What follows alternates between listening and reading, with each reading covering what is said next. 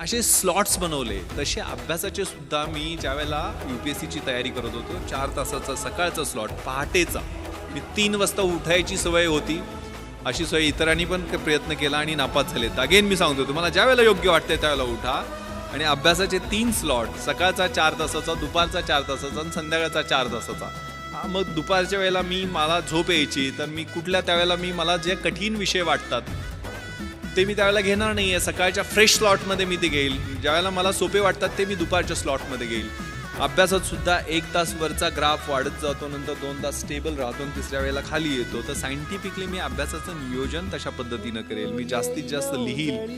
माझी उत्तरं इतरांपेक्षा कशी वेगळी राहतील, कारण 5 उत्तरं 60-60 मार्कांची UPSCच्या 300 मार्कांच्या प्रश्नासाठी लिहावे लागतात. एक एसेचा पेपर असतो 3 तास बसून एकाच विषयावर 200 मार्कांचा एसे लिहावा लागतो.